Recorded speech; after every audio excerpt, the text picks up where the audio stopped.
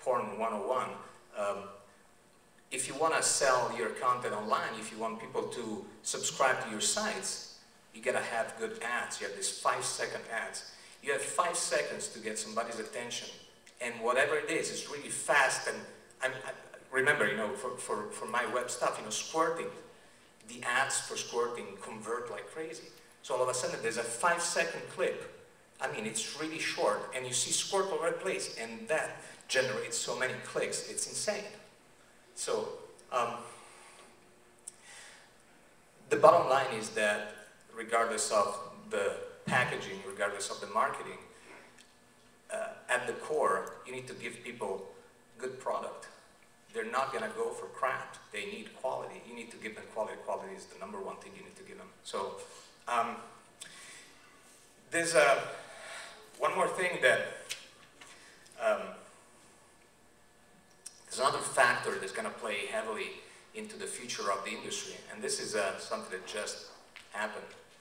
I'm sure you probably know that we cannot shoot without condoms in LA County. This has been going on for over a year now. Now there's a new proposed law that intends to make it illegal all over California. The text of the law came out just a couple of days ago. It's unbelievable. You know, like most people, I have spent most of my 25 years in the industry being really hardcore against condoms because it comes with the territory. You know, porn with condoms doesn't sell. Mm-hmm. That's what I grew up knowing. That's what you just assume. And then 2 years ago, I had a daughter, and my perspective on life in general changed drastically. So just about overnight, I became really uncomfortable doing certain things. I became uncomfortable shooting girls that were 18-year-old. I became uncomfortable shooting teens. I didn't do it on purpose, just it made me cringe. So I decided to implement a policy that raised the minimum age in my movies to 21. And I thought it would be a good way to make sure that straight out of high school, they don't jump into something that gives you a quick buck, but they have the opportunity to think about what they want to do, maybe pursue a higher education or something. I mean, it's not a crusade, it's just a personal decision, right? It made me feel better. And then, months go by, and I just started really thinking, my God, these people can get a disease. This is somebody's daughter. They can get, you know, anything that I've had 1,000,000 times in my life, any kind of STD that we've all had. And now you think that somebody can catch and you might be responsible for it. It just made me feel bad. So I decided to go full condom. That was about a year ago, actually. It was over a year ago. I also decided to require a 7-day test from performers for my productions, and I pay for the test myself because I figured, no, I don't want to put the burden of a financial burden on the very people I'm trying to protect. So again, I never made it a crusade. I just wanted to do it because it made me feel comfortable. Now, if you know what this new condom law that they proposed, if you read the text, you probably know it's not about condoms. It's not about protecting performers. It's about politics, and it's about destroying the industry, and that's exactly what's going to happen. When I started reading, and you can tell, compared to Measure B, this was written by somebody who knows what they're doing. Measure B just passed because, because it did. Yeah. Now think about it. What if this law passes? And it probably will, because we don't have, do we have a voice strong enough to make the general public understand that we're not the bad guys, that we are, still one of the safest industries, right? We are way safer than junior high, college football, whatever. The amount of concussions they get in a year, it's unbelievable. So, but are people gonna know about this? Because nobody's gonna listen to us. We don't have a public voice. Weinstein has, for Measure B, he spent what? $2 million, $4 million, whatever he spent to campaign for it. And he's gonna reach the voters. I always give this example. I have an electrician that does work for me sometimes in my house, and he's a huge fan of porn, and he's a huge fan of my work. And when he comes to my house, he's all giggling. It's just like he can't believe this in the presence of somebody who works in porn, right?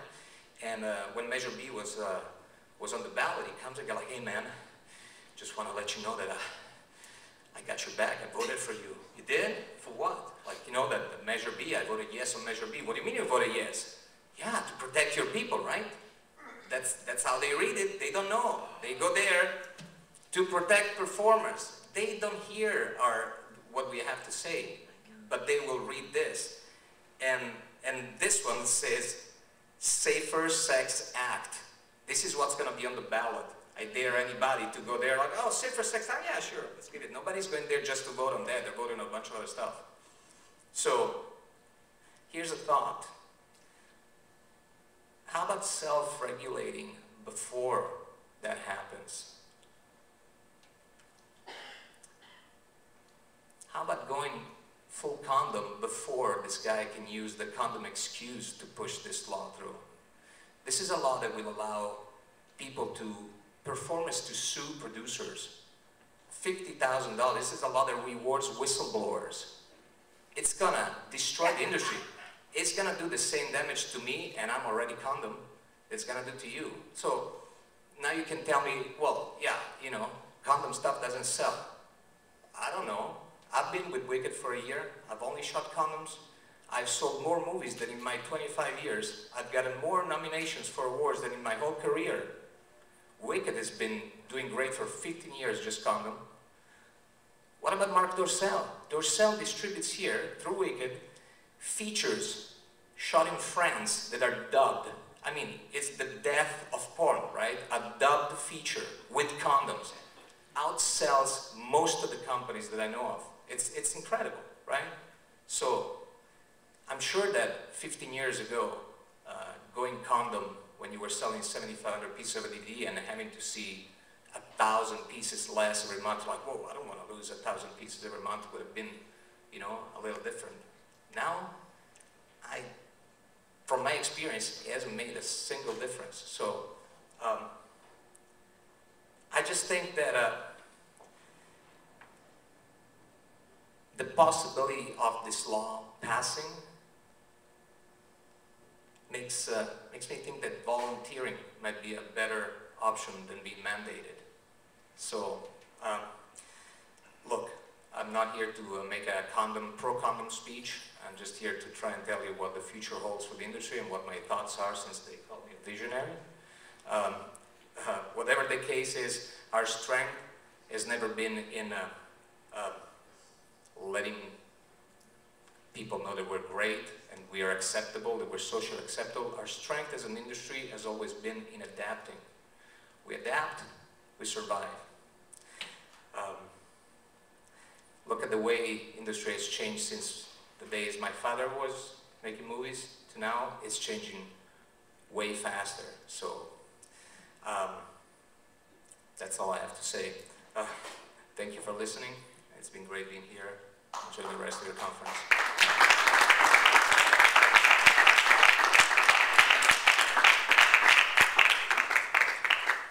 Stay back, you paparazzi bastards. Stay back.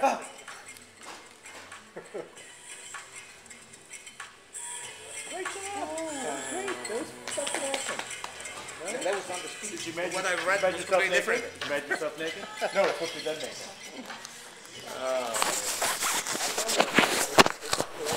That thing is scary, that law is scary. I'll read it when I get home. Like, listen, here's what happens. You know, suppose you're on set and you have a performer right? Suppose they say, like, you know what, I'm gonna walk. And you're already established in the movie, right? Suppose.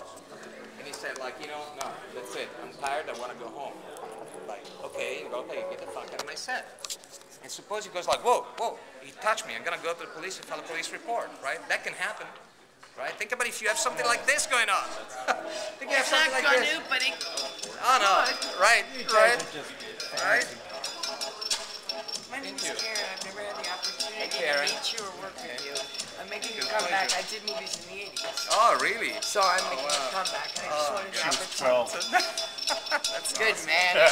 Thank you. That's awesome. That's awesome. I just wanted to give you Awesome. my card and say it was an honor. Thank you, to meet thank you. It's and a I pleasure love meeting you. the Thank you. Absolutely. I, Thank you so much. I did read everything on the FSC. I read the Scary. XBiz. I read the XBiz. I read the FSC.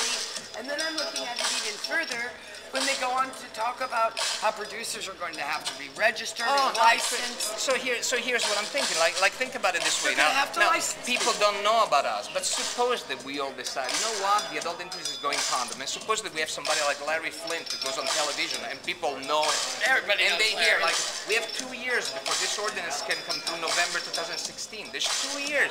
2 years of us being already condom. What is he gonna campaign for? Hey, I want this law to pass because we want condom. They already have condom. They already have it. Now there's an argument to be made. Without that, it's gonna go through. We're gonna spend money to defend it because we will have to fight it.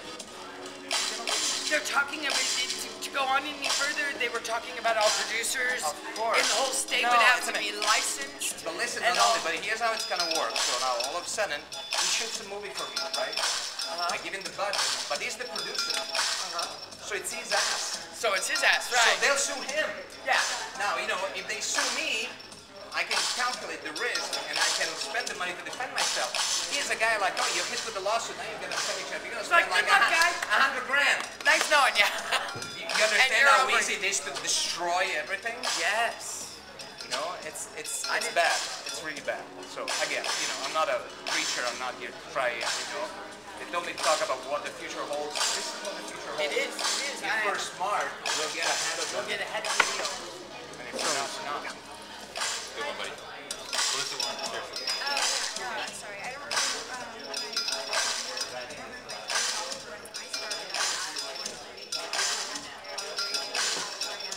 And I also shot Condom back then. Oh, really? Yeah, 15 years ago. That was at some point they went, you know, Wicked, Vivid, and VCA got together and decided to go full condom. This is when the first HIV scare came about. And they were condom for a while, for about a year. They were And then talking about slowly it. they said, like, you know, maybe we should go condom optional. And at that point, Horace, they said, like, you know what? It's working for me like this, and I have my reason, and he stayed condom. That's really the way it is. So, you know, they went back to non-condom. Listen, Wicked is one of the biggest companies in the industry, and you know, And it's how out, come you know, how come they can sell their movies? I mean, They're look, still big. The biggest. Nacho Vidal, to me, is like probably the top performer in the world. He, same kind of thing, you know, a couple years ago, he had a baby, just changed his perspective. changed his Now he's vibe. condom. You think his movie don't sell? This guy's a performer who could fuck a blow-up doll in an empty room and put a camera on a tripod. It's the best scene ever. Condom or not, it's gonna be a great scene. I'm telling you, it doesn't make a difference. My movies don't sell a piece less because there's condoms not. And again, you can say, well, you know, it's parodies, Star Wars, they're gonna buy it because they're gonna buy it. Jules Jordan shoots amazing Gonzo movies. Do you think that a condom's gonna make a difference? The energy's there, the scenes are there, what he does It's is just- there. it's about gonna your be the actors same. and your actresses. But unless everybody's doing it, all of a sudden what you have, let's just say that Jules decides, I'm gonna go condom, and Evil Angel doesn't. The same customer is gonna, well, we'll just buy the other one. This is kind of like the same kind of movie, I'll buy the other one. If everybody's doing the same, you're also gonna educate people on, you know, Fine. I think It's okay. What's the difference? somehow or another the word has to get through the actors that are coming in. Well, in The APAC, actors don't want to go condom APAC because- was talking about it, and they were even talking about it today. And if you're a member of APAC, I am. They have a vote right now to hear from the people, but it's, you know, you can go on and vote so that they can bring the word of what people are saying about condom. You know, what the actors and actresses, but people have to participate. But the thing is, like, So many people, and we they're are very, not, like there's you no, said. we're not united as an industry. I know. I remember, look, when Free Speech was raising money for Measure B a couple years ago, we go there, and they're like, okay, we need $100, get $100, and everybody's like, I got PT next to me, and I'm like, come on, you go like, what? Okay, fine. I mean, you know, people don't want to. People don't want and to. part is because maybe they don't believe that we can win. The part is just because they don't want to fork out the money. They don't see a unified front. They don't say, okay, They I'll put understand money that- here because I believe they'll do the right thing with it either. What I'm afraid of is that whatever money we put up, they have way more than us, and they have a voice that is heard. Because you know, this guy, even He's though got more money. even though the guy might be the most evil guy on the planet, but his company is called AIDS you know, awareness or healthcare foundation. If you're a, you know, like a regular 40-year-old soccer mom who goes to vote, oh, AIDS Healthcare Foundation, protect, yeah, sure. They like don't you know. said, it's called we are like porn industry. They're saying safe sex acts. People are going to go on and they don't read what it's actually about. They go, oh, safe sex, good. Our most, you know, let's say, you know, Stephen Hirsch from Vivid, incredibly successful, you know, company owner, very respectable, but in the mind of somebody who's not tuned in with the industry, this is a guy who stole a private sex tape from Kim Kardashian. Even though we all know that nobody can release anything if they don't sign off. Right. So, you know, but when they market sex tapes, there's always, you know, that angle with the press to, you know, make it look as if it was stolen because people want to believe that, right? So at that point, you know, the voter like, ooh, that guy, ooh, that's the guy who did that. We don't have credibility, and we don't need it. We're not that kind of industry, you know. We're not trying to become respectable, acceptable, because otherwise it would lose what people watch porn for, which is forbidden. You know, something that it's they the can. taboo. You know, if it's it was the taboo, everywhere, the fantasy. Look, in Europe, you know, I grew up in Europe. Girls go to the restaurant topless. Yes. This is how it is. It's normal. You don't pay attention. I was here at some point for 4 years. I go back, and it's like, whoa, weird, so weird. It's crazy, and there is normal. So you know, you find yourself in a situation where, like, you know, you're looking and you're like, oh, okay. You know, right? And normally it wouldn't even affect you. So, I mean, we have to be the forbidden industry. We have to be who we are. We just can't think that we can win something like this. We can't. We need to prepare for what can happen if we lose. And to me, the best way to prepare is to jump ahead of the curve.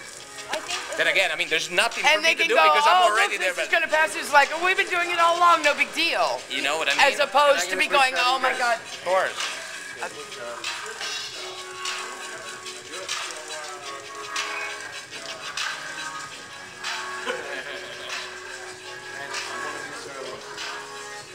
Touching yourself. Touching Evan. Touching Evan. Come on, Evan. But he's so soft. Well, you know from last night.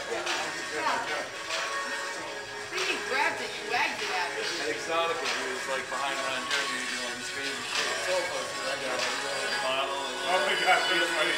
Brown was too oblivious. What was going on? Right. I was trying to say that, like, I think Good job. Talk to you later. No problem.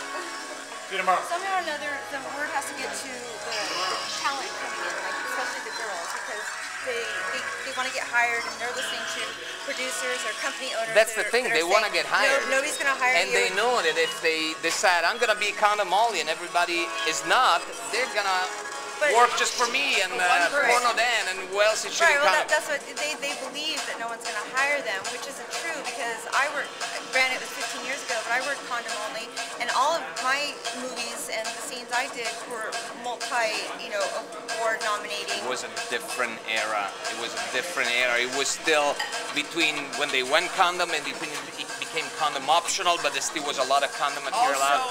Today, if a girl says I'm condom only, they can only hope to work for me and for, I mean, I think that Porno Dan is the only other guy that shoots Right, condom. but I mean, That's it. eventually though, if all, Remember that girls get in the industry because they want cash, they want quick cash, they don't want to work, they don't want to go to have a normal job.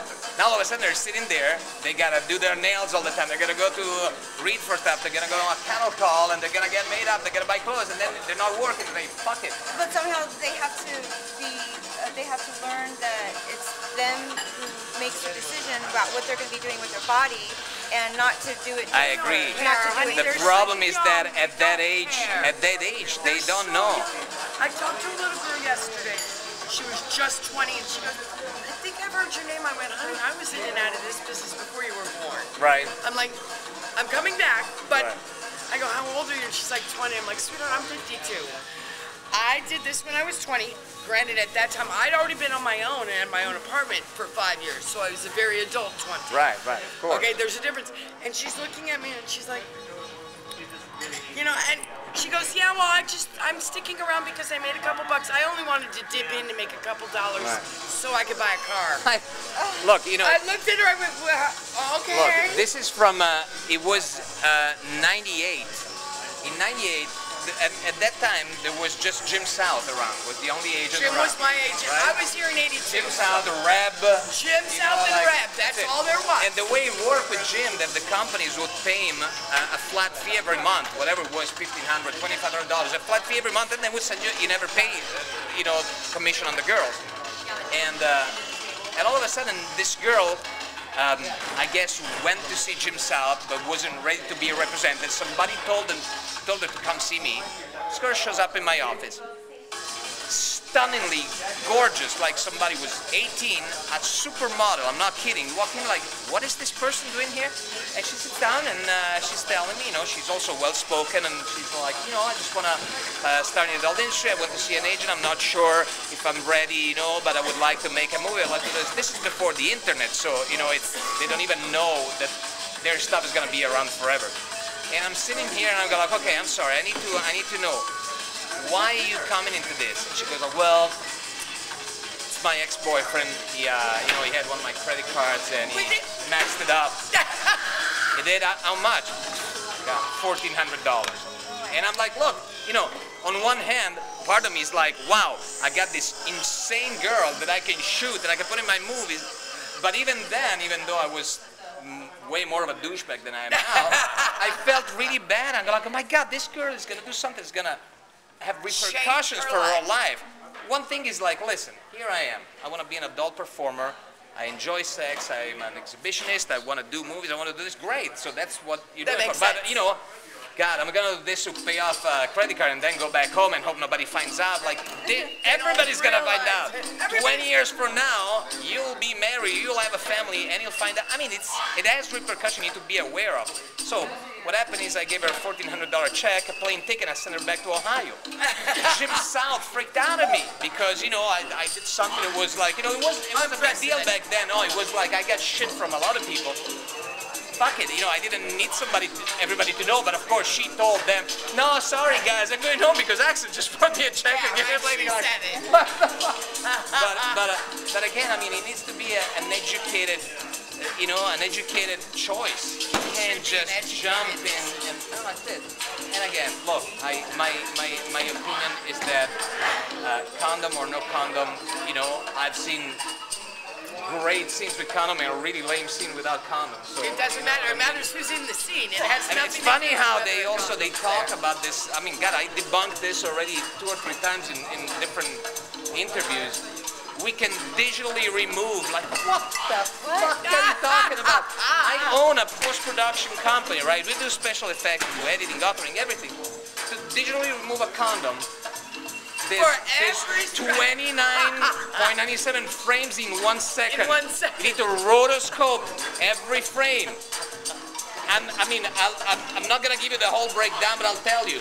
One movie, even if the scene is 20 minutes and 8 minutes is oral and 3 minutes is caption, you still have 100 grand. That's my cost. This is me. It's like I'll do it at cost. 100 grand. Who the fuck is gonna do that?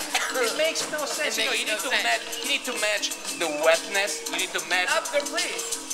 It's 29 frames per second. Of something that is not there because it's covered by a condom, so you need to recreate. I mean, I'm telling you. And yet they say, like, yeah, I know, of course, they can remove it digitally. They put it in the law, they say, like, we're okay. If you remove it digitally, we're okay. Of course you're okay.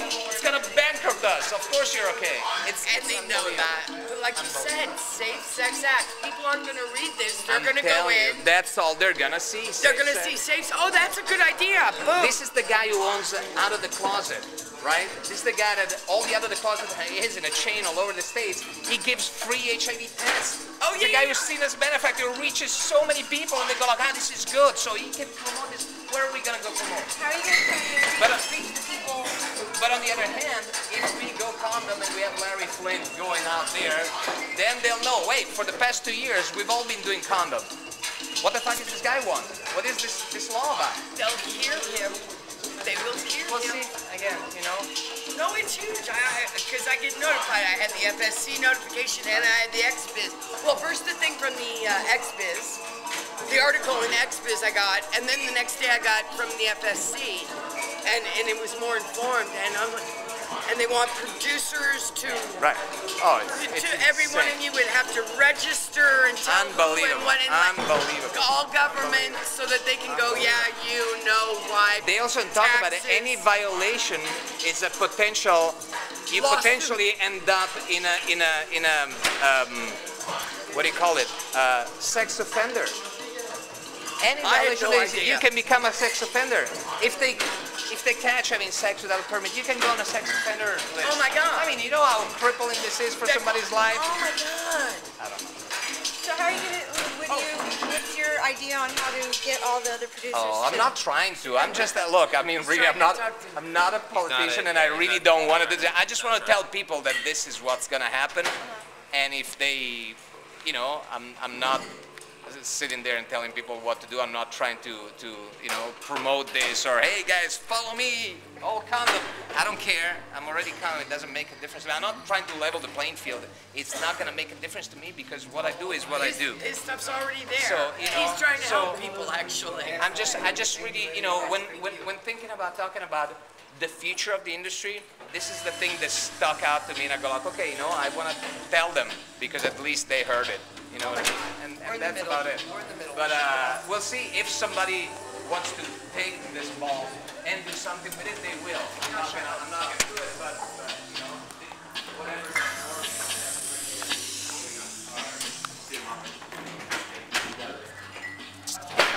Hey, it was such a pleasure to. Thank you so much.